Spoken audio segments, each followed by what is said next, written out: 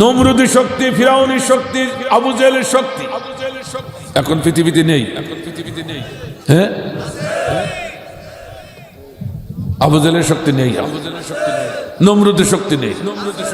ওই নমরুদ থাকলেও ফিরাউনের শক্তি আর এখন নেই। আছে এই নেন কড়কড়ি দলিল, ওয়ায়ামকুরুনা ওয়ায়ামকুরুল্লাহ। একটা মোজারের সিগা আলেমরা জানেন, প্রেজেন্ট এবং ফিউচার টেন্স।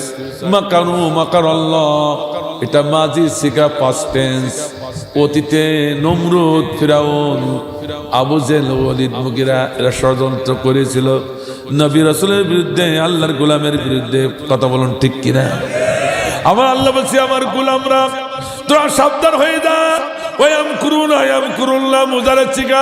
বর্তমান ওই নমরুদ, ওই ফিরাউন, ওই আবু জেহেল, উতবা, সাইবা, মুগিরার 5টা গোলামরা তোমাদের বিরুদ্ধে এখন ষড়যন্ত্র করেই চলেছে।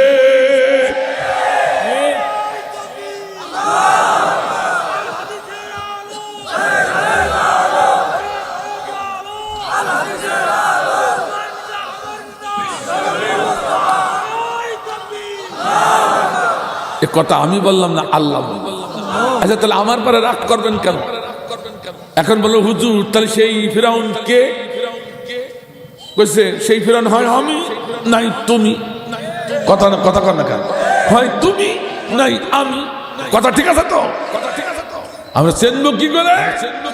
কুরআনের আয়নায়। ঠিক আছে বলো, একটু অপেক্ষা করেন, সেই আয়নার কাছে যাচ্ছি।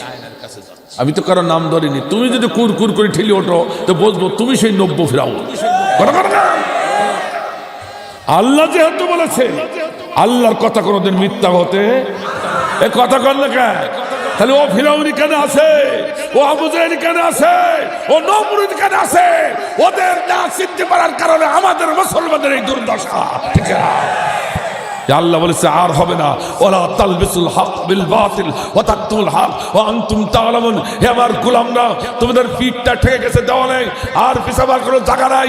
হক আর বাতিল আর মিলিয়ে মিশে চলো না।